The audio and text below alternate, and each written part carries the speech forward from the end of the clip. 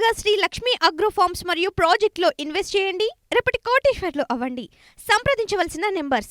Welcome to reality check. నేను మీ journalist Prashanth. ప్రస్తుతం ఆంధ్రప్రదేశ్ రాష్ట్రంలో అమరావతి రాజధానికి 60,000 కోట్ల రూపాయలు ఖర్చు అవుతుందనేది కూడా తాజాగా మంత్రి నారాయణ గారు ఒక వ్యాఖ్యలు చేశారు. దానికి సంబంధించి ప్రధానంగా ఇప్పుడున్న రాష్ట్ర పరిస్థితికి ఈ 60,000 కోట్లు అంటే ఇది సాధ్యమవుతుందా, రాజధాని నిర్మాణం సాధ్యమవుతుందా అనేది కూడా ఒక ప్రశ్న ఉత్పన్నమవుతుంది. దానికి సంబంధించి ఇక గతంలో మాజీ ముఖ్యమంత్రి జగన్మోహన్ రెడ్డి గారు 1,00,000 కోట్లకు పైగా ఈ యొక్క రాజధాని నిర్మాణానికి అవుతుందని చెప్పినప్పుడు మాత్రం గతంలో అంటే ప్రతిపక్ష నాయకుడుగా ఉన్న చంద్రబాబు నాయుడు ఓన్లీ రోడ్లు అదేవిధంగా మౌలిక సదుపాయాలు కల్పిస్తే సరిపోతుంది, అమరావతి నిర్మాణం అవుతుంది అనేది కూడా ఒక కీలక వ్యాఖ్యలు చేశారు. దానికి సంబంధించి ఇప్పుడు చూసినట్టయితే 60,000 కోట్లు ఖచ్చితంగా రాజధాని నిర్మాణానికి అవుతుంది అనేది కూడా నారాయణ వ్యాఖ్యలు. అయితే ఈ 4 ఏళ్లలో 60,000 కోట్లకు మాత్రమే పరిమితం అవుతుందా, లేదు 1,00,000 కోట్లకు పైగా ఇక ఎక్కువగా అయ్యే పరిస్థితి ఉందా? దీనికి సంబంధించి ఇప్పటికే రాష్ట్ర ఖజానాకు సంబంధించి ఈ యొక్క ఆర్థిక పరిస్థితి ఇప్పటికే బాగాలేని పరిస్థితి కనబడతా ఉంది. దీనికి సంబంధించి ఖజానా పాలిట గుదిబండగా మారే అవకాశం ఉందనేది కూడా ప్రధానంగా ఇప్పుడు అందరు చర్చించుకుంటున్న అంశం. అనలిస్ట్ పురుషోత్తం రెడ్డి గారు మనతో పాటు సిద్ధంగా ఉన్నారు. అన్ని విషయాలు అడుగుదాం. Sir, good evening sir. నమస్తే ప్రశాంత్ గారు. సార్, ప్రధానంగా ఒక అంశం తెర మీదకి వచ్చింది. అంటే గత కొద్దిసేపటి క్రితమే నారాయణ గారు మాట్లాడుతూ రాజధాని నిర్మాణానికి 60,000 కోట్లు కావాలంటూ కూడా ఇక ఖచ్చితంగా 60,000 కోట్లతో నిర్మాణం అవుతుంది అనేది కూడా ఒక ప్రకటన చేశారు. దీనికి సంబంధించి గతంలో జగన్మోహన్ రెడ్డి 1,00,000 కోట్లకు పైగా ఈ యొక్క రాజధాని నిర్మాణం అవుతుంది అన్నప్పుడు ఇదే టీడీపీ వాళ్ళు ఖచ్చితంగా ఓన్లీ రోడ్లు వేస్తే సరిపోతుంది, మౌలిక సదుపాయాలు ఇస్తే సరిపోతుంది అన్నది ఒక కామెంట్ చేసిన పరిస్థితి. మరి ఇప్పుడు ఈ 4 ఏళ్లలో 1,00,000 కోట్లకు పైగా కూడా అమౌంట్ అయ్యే పరిస్థితి ఉంటుంది కదా, దీనికి మీరు ఏం చెప్తారు అసలు? అమరావతి రాజధానికి సంబంధించి ఒక మహానగర కాన్సెప్ట్ తెలుగుదేశం ప్రభుత్వం 2014లో ముందుకొచ్చింది. ఆ తర్వాత 2019లో జగన్మోహన్ అధికారం వచ్చిన తర్వాత 2 కాన్సెప్ట్లు. ఒకటి, అలాంటి నగరం అంటే 1,00,000 కోట్ల రూపాయల విలువ పెట్టుబడులు పెట్టే పరిస్థితి లేకపోవడం, అలాంటి నగరం ఆచరణ సాధ్యం కాదని చెప్పడం, 3 ప్రాంతాల సమగ్రాభివృద్ధి కోసం 3 రాజధానుల పేరుతో వారు ముందుకొచ్చారు. అది కోర్టు కేసులు అన్ని నడుస్తున్నాయి. ఫైనల్ గా 2024 ఎన్నికల్లో ఎవరు వాదనలు వాళ్ళు చేశారు. అల్టిమేట్ గా తెలుగుదేశం పార్టీ పెద్ద విజయంతో అధికారంలోకి వచ్చింది.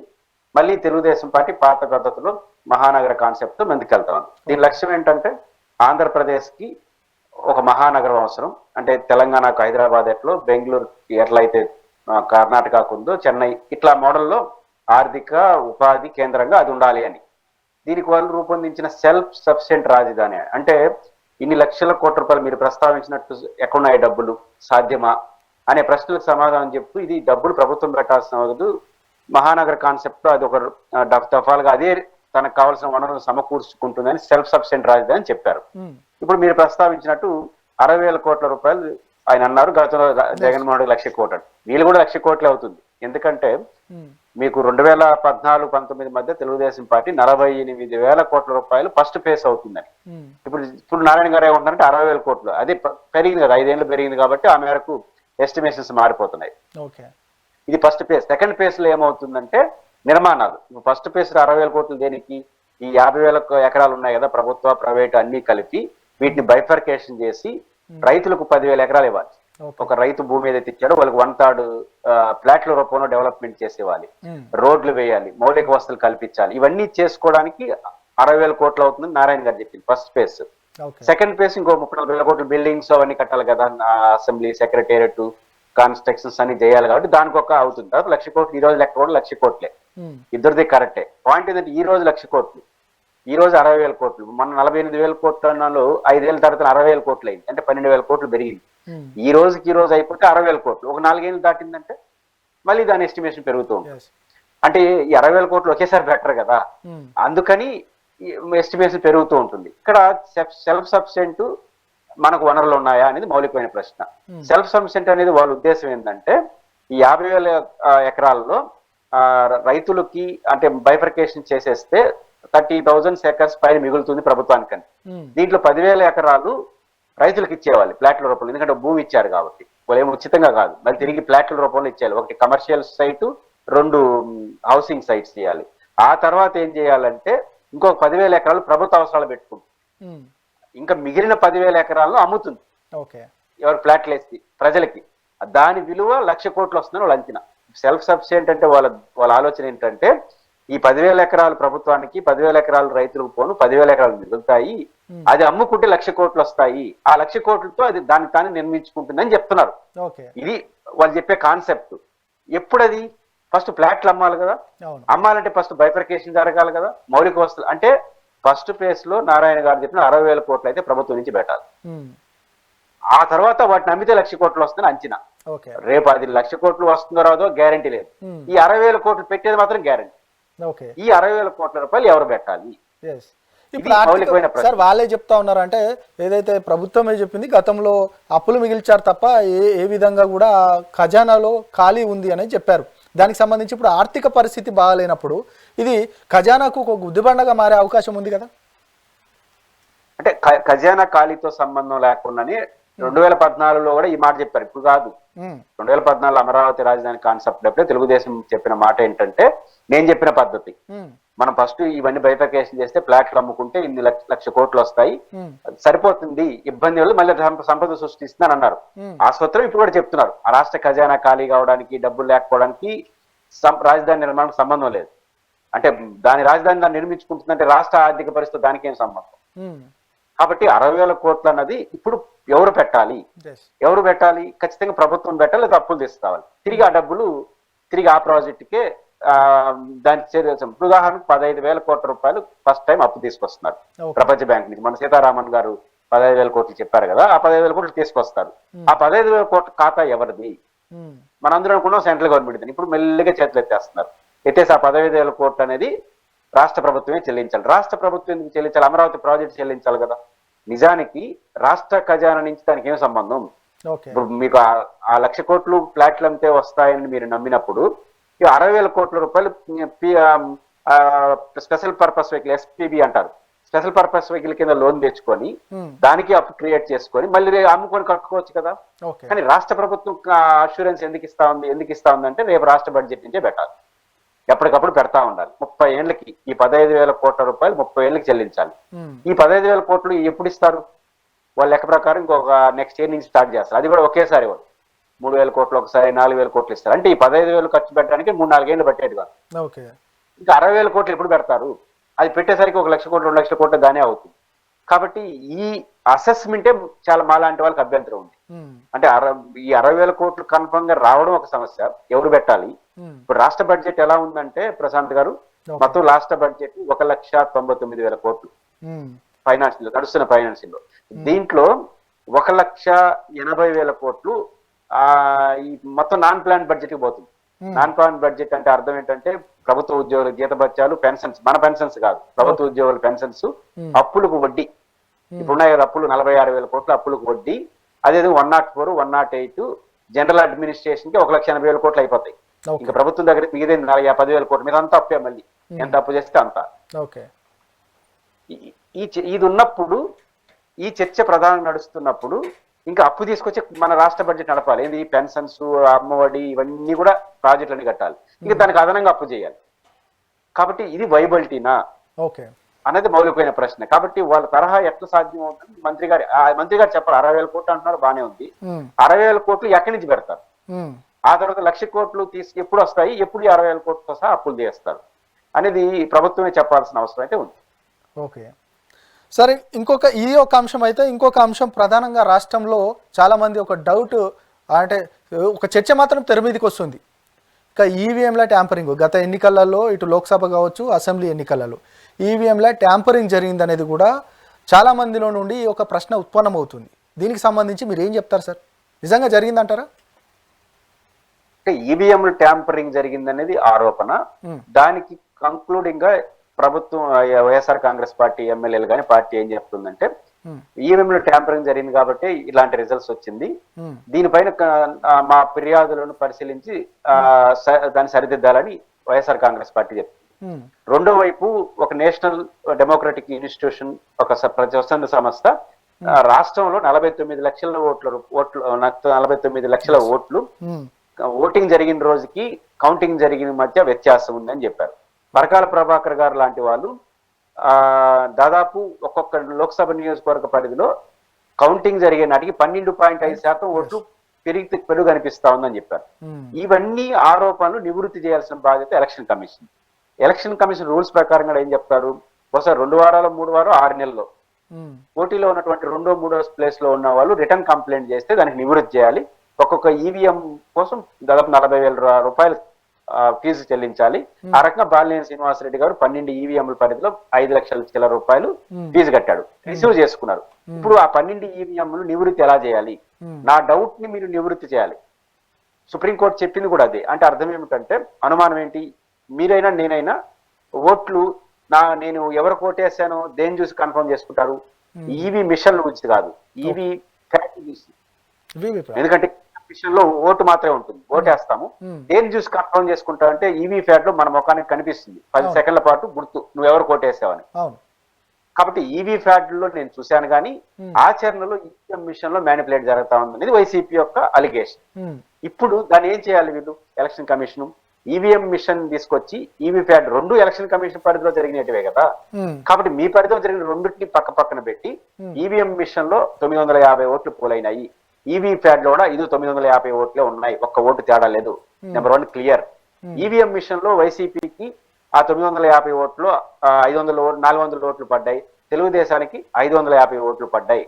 ఈవీఎం మిషన్ లో చూపించి రికార్డు చూపించి ఈవీ ప్యాడ్ లో కూడా ఇదిగో మీకు 400 పడ్డాయి, వాళ్ళకి 550 పడ్డాయి, క్లియర్ అని చూపించాల్సిన బాధ్యత ఎలక్షన్ కమిషన్. అదే సుప్రీంకోర్టు చెప్పింది, అదే వైసీపీ కోరుకుంటారు. ఇప్పుడు ఏమంటారు వీళ్ళు, దాన్ని చూపించమంటారు. ఈవీ ఫ్యాట్లు చూపించు, ఈవీఎం మిషన్లు మళ్ళీ మాక్ పోలింగ్ నిర్వహిస్తారంటాడు. ఏమని, నువ్వు 100 ఓట్ల 200 ఓట్లు నువ్వు వేసుకో, మళ్ళీ నీకు పడతాయో లేదో చూపిస్తాను అంటాడు. ప్రధాన ఆరోపణ ఈవీఎం మిషన్ లోనే మ్యానిపులేట్ జరిగింది, మా ఓటు మాకు పడినట్టే ఉంటుంది కానీ దాని రికార్డింగ్ వేరే జరుగుతా ఉంది అనేది అలిగేషన్స్. మీరు అసలు ఈవీ ప్యాడ్లు ఎందుకు చూపించరు? ఈవీ ప్యాడ్లు ఎవరివి? ప్రైవేట్ మీదే కదా. ఇప్పుడు ఉండవల్లి అరుణ్ కుమార్ గారు ప్రెస్ మీట్ తో అసలు విషయం బయటకు వచ్చింది. ఆ అసలు విషయం ఏంటంటే ఈవీ ప్యాడ్లు లేవు. ఈవీ ప్యాడ్లు అనేది 45 రోజుల పాటు భద్రపరచాలి. వీళ్ళు 20 రోజులకే ఎలక్షన్ కమిషన్ దాన్ని కాల్చేయమని చెప్పాడు. ఎందుకు 45 రోజుల పాటు ఉండాల్సిన ఈవీ ప్యాడ్లని ఎందుకు 20 రోజులనే ఫినిష్ చేయమన్నారు?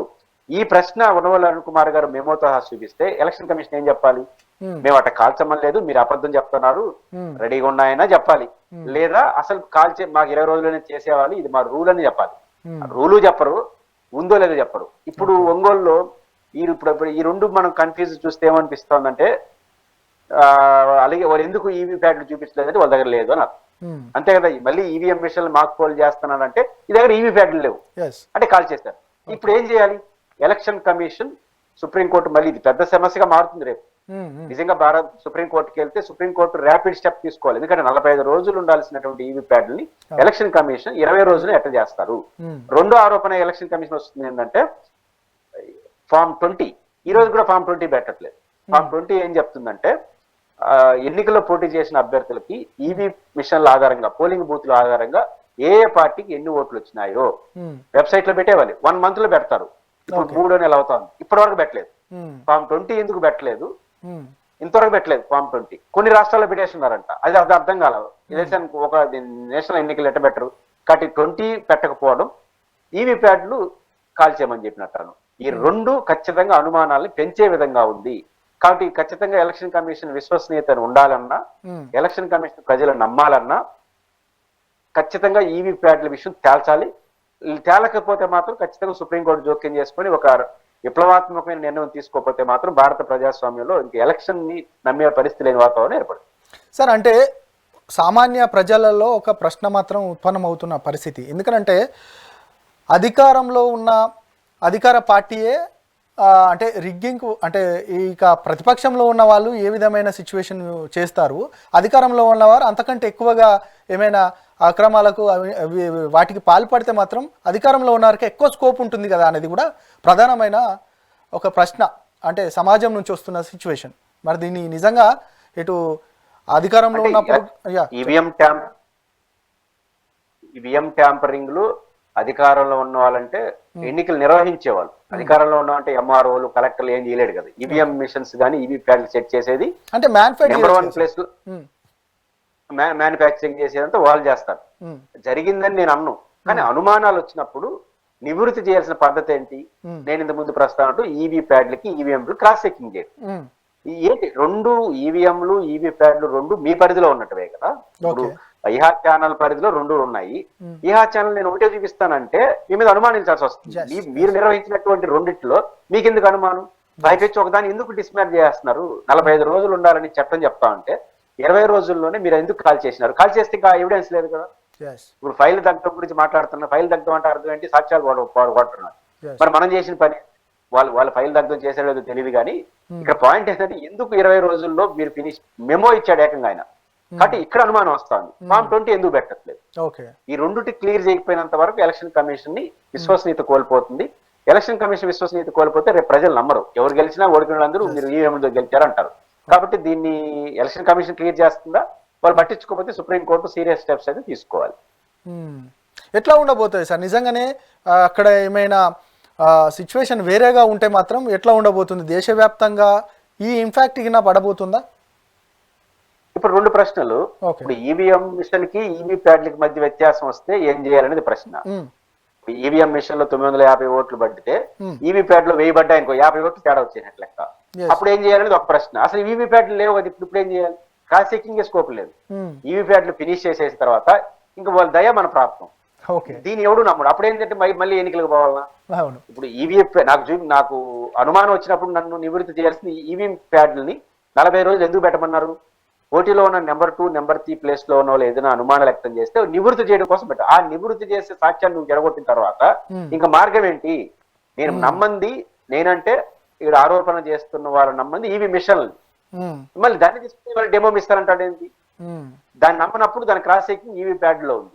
ఈవీ ప్యాడ్ ని ఫినిష్ చేసేసినావు. అప్పుడు ఏమవుతుంది? మళ్ళీ ఎన్నికలు పెట్టాలనే చర్చ వస్తుంది. కాబట్టి ఇంకేం చేస్తారో సుప్రీంకోర్టు చూడాలి. Sir okay sir. దాంతోపాటు ఒక సూపర్ 6కి సంబంధించి హామీలు అమలు కావట్లేదు అనేది కూడా ప్రధానంగా వైసీపీ ఆరోపిస్తూ ఉంది.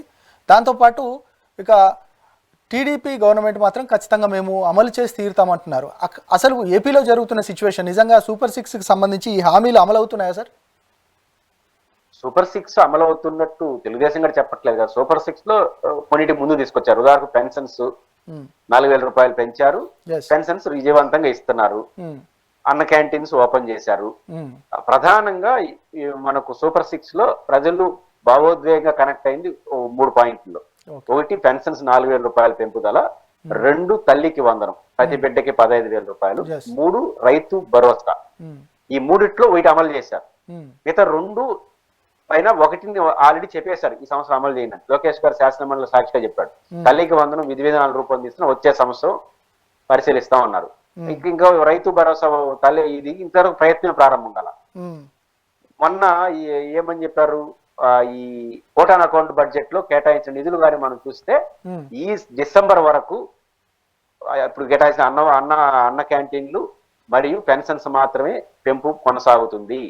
నాకు తెలిసి ఈ ఇయర్ ఈ 2 సంక్షేమ పథకాలు మినహా మహా అంటే ఆర్టీసీ బస్సులు ఏమైనా ఫ్రీ మహిళలకు ఇస్తారేమో తప్ప మిగతా ఏవి కూడా అమలు కావాలని ప్రభుత్వమే చెప్పింది. రెండోది నా పాయింట్ 20 లక్షల ఉపాధి అవకాశాలు, అదేవిధంగా నెలకు 3,000 రూపాయల నిరుద్యోగ భృతి ఇది అమలవుతుందా సార్? అంటే జనరల్ గా అక్కడ జరుగుతున్న సిచ్యువేషన్ అంటే అమలవుతుందా అనే ప్రశ్నే పెద్ద సమస్య కాదు. అసలు అమలు చేయట్లేదు కదా వాళ్ళు. అమలవుతుందా, అమలు చేస్తాను వాళ్ళు చెప్పితే అమలవుతుంది లేదా క్రాస్ చెకింగ్ చేస్తాం. వాళ్ళు అమలకే పూనుకోవాలా. వాళ్ళు పూనుకునేది 2, అన్న క్యాంటీన్, పెన్షన్స్ అమలు అవుతున్నాయి. మిగతా ఏవి అమలకే పూనుకున్నప్పుడు ఇంకా డౌట్ ఎందుకు? నా అంచనా ప్రకారం సూపర్ 6 అమలు సాధ్యం కాదు. ఎందుకు సాధ్యం కాదు? మీ ప్రారంభంలో చెప్పాను. మన బడ్జెట్ 1,99,000 కోట్లు, 1,80,000 కోట్ల రూపాయలు నాన్ ప్లాన్ బడ్జెట్ పోయింది. ఇంకా 10,000 కోట్లు మిగిలింది. అప్పు కెపాసిటీ 45,000 నుంచి 50,000 కోట్లు చేయగలరు. ఒక్క పెన్షన్సే 40,000 కోట్ల రూపాయలు అవుతుంది. ఒక్క పెన్షన్స్ కే పర్ ఇయర్. మీకు ఇంకా అయిపోయింది అడికి అప్పు. ఇంకా జనరల్ ఇంకా ప్రాజెక్టులు ఏం కడతారు, రోడ్లు ఏం వేస్తారు, అవన్నీ వస్తాయి కదా. అంటే మనకున్న బడ్జెట్ వెసులుబాటు రీత్యా ఆచరణలో సూపర్ 6 అమలు కాదు. 2 ఒకవేళ ఆయన చెప్తున్నాడు సంపద సృష్టించి అమలు చేస్తానంటున్నాడు కదా. సంపద సృష్టి ఓవర్ నైట్ సాధ్యం కాదు. దానికి నిజంగా ఆయన అనుకున్నట్టు జరగాలి 4-5 ఏళ్ళు పడుతుంది. కాబట్టి సంపద సృష్టించి ఏమైనా సంపద సృష్టి అంటే ఒక రకంగా చూపించు. 3 రకాలు. 1 ప్రాజెక్టులు కట్టి ఇరిగేషన్ పెంచడం, పరిశ్రమలు తీసుకొచ్చి కొత్త సంపద సృష్టించడం, 3వది జనం మీద పనులు వేసి డబ్బులు సంపాదించుకోవడం. 3వది అయితే సాధ్యమే, ఎందుకంటే ఈ రోజు పండు వేస్తే రేపు తర్వాత వసూలు అవుతాయి. మిగతా అగ్రికల్చర్ కానీ ఇవన్నీ 4-5 ఏళ్ళు పడుతుంది. అది జరగాలంటే చంద్రబాబు గారు చెప్పినట్టు సంపద సృష్టి జరగాలంటే 4 ఏళ్ళ తర్వాత ఈ సూపర్ 6 అమలయ్యేది. కాబట్టి సూపర్ 6 ఇప్పుడున్న ఆర్థిక పరిస్థితి రీత్యా అమలు సాధ్యం కాదని నా అభిప్రాయం. సార్ ఇంకొక ప్రజల నుంచి వస్తున్న ఒక అంటే ఒక క్వశ్చన్ ఏంటంటే కేంద్ర ప్రభుత్వం ఇప్పటికీ టీడీపీ దానిపైనే ఆధారపడింది, దయాదాక్ష అంటే ఒక అందుకు టీడీపీ దయాదాక్షణల మీదనే ఆధారపడిన పరిస్థితి కనపడుతూ ఉంది. మరి ఎందుకు అంత పర్ఫెక్ట్గా బలంగా ఉన్న అంటే కూటమి ప్రత్యేక హోదాకు సంబంధించి ఎందుకు దీని గురించి మాట్లాడట్లేదు అనేది కూడా ఒక ప్రశ్న ఉత్పన్నమవుతుంది. దానికి సంబంధించి మీ పాయింట్ ఆఫ్ వ్యూలో మీరు ఏం చెప్తారు? అసలు 2 పాయింట్స్ ఉన్నాయి. ఒకటి, కేంద్ర ప్రభుత్వం నా పైన ఆధారపడినంత మాత్రాన బుదిబుట్టినంత చేయడానికి కుదరదు. నెంబర్ 1, మనకు వచ్చే పన్నుల వాటా ఖచ్చితంగా కార్గిల్ ఫార్ములా ప్రకారం మనం ఎంత ఎక్కడి నుంచి పంపిస్తామో జిఎస్టీ వసూళ్లు అదే వస్తాయి. అదనంగా ₹1 ఇవ్వడానికి కూడా తలకిందులు తప్ప చేయడం సాధ్యం కాదు. నీకు ఇస్తే ఇంకోటి పోతాడు. ఇది ఫస్ట్ పాయింట్. రెండో పాయింట్, అప్పులు FRBM లిమిట్స్ దాటి చేయడానికి లేదు. ఏదైనా చేస్తే కేంద్ర ప్రభుత్వ సంస్కరణలను ఒప్పుకుంటే 0.5% ఎంతో అదనంగా వడ్డీ అప్పులు చేసుకోవడానికి స్కోప్ ఉంటుంది. దీన్ని ఇస్తారు. ఏదైనా కేంద్ర ప్రభుత్వం ఆయాచిత ప్రేమ ఒలగబోయాలంటే మన మీద డబ్బులు లేరు, ప్రాజెక్టులు ఇస్తారు. నేషనల్ హైవేస్ పెంచడం లేదా కొన్ని పరిశ్రమలు మనకి ఇవ్వడం, అంతే తప్ప నేరుగా లిక్విడ్ ఇవ్వడానికి స్కోపే లేదు. మహా అంటే ఏముంటుందంటే కేంద్రంతో మర్యాదగా ఉంటే కేంద్ర ప్రభుత్వాలు రాష్ట్ర ప్రభుత్వాలు కలిపేస్తుంటారు, కలిపేసి అంతా మాది అని చెప్తుంటారు. అట్లాంటిది చేసుకోవడానికి తప్ప ఇంకేమీ స్కోప్ లేదు. ఇది నెంబర్ 1, ఇది రూల్ పొజిషన్. రెండోది ఏంటంటే తెలుగుదేశం మీద ఆధారపడి నడుస్తుందా? ఏమంటారు, 16 సీట్లు 16 ఎంపీలు ఉన్నాయి, 11 ఎంపీలు అవసరం నితీష్ కుమార్ ఉంది. మరి 11 ఎంపీల అవసరం ఉన్న నితీష్ కుమార్ గారికి ఏమో వివిధ ప్రాజెక్టుల కింద 46,000 కోట్లు కేటాయించారు బడ్జెట్ నుంచి. మనకు ₹46 కూడా ఇలేదు. అంటే 11కు 15,000 కోట్లు అనేది అప్పు కదా వాళ్ళకంటే. నేను అనుకుంటుంది తెలుగుదేశం ప్రభుత్వం యొక్క పార్టీ యొక్క 16 మంది ఎంపీలు బాగానే ఉన్నా, కానీ నిజానికి వాళ్ళు తెలుగుదేశం మీద ఆధారపడినట్టు ఈ రోజు ఉంది. కానీ వాళ్ళు ఇది తిరుగుబాటు చేస్తే నితీష్ కుమార్ గారు కానీ చంద్రబాబు, దానికి ఆల్టర్నేటివ్ వాళ్ళ దగ్గర పర్ఫెక్ట్ గా ఉంది. ఒక ప్రాంతీయ పార్టీని పట్టుకున్న మొత్తం సమస్య పరిష్కారం అయిపోతుంది. కాబట్టి ఆ మద్దతుకు ఒక 20 సీట్లు అవసరం ఉంది. 20 సీట్లు ఏ ప్రాంతీయ పార్టీతో కన్విన్స్ చేసుకున్నా ఇప్పుడు ఆల్రెడీ శివసేనతో మాట్లాడుతున్నారని చెప్పి వాళ్ళు ఆల్టర్నేటివ్ చూసుకుంటున్నారు. వీళ్ళు తిరుగుబాటు చేసినారంటే వాళ్ళకి ఆల్టర్నేటివ్ చూసుకుంటారు. అది ఉంది కాబట్టే మనకు ₹1 కూడా అదనంగా ఇవ్వకుండా రూల్ ప్రకారం ఇవ్వాల్సింది ఇస్తున్నారు. మిగతా గట్టిగా అడుక్కుంటే 15,000 కోట్ల అప్పిస్తున్నారు. కాబట్టి రాష్ట్ర ప్రభుత్వం ఏదో కేంద్రం చక్రం తిప్పేస్తుంది తెలుగుదేశం అనేది భ్రమే తప్ప ఇంకోటి కాదు. రైట్ సార్, ఇక మొత్తానికి అద్భుతమైన విశ్లేషణ చేశారు. రాష్ట్రంలో జరుగుతున్న రాజకీయ పరిణామాలు, అదేవిధంగా ఈ ప్రత్యేక హోదా, అదేవిధంగా అమరావతి యొక్క రాజధాని నిర్మాణం, వీటన్నిటి గురించి క్లుప్తంగా వివరించారు sir. Thank you very much. ఇది ఈరోజు రియాలిటీ చెక్.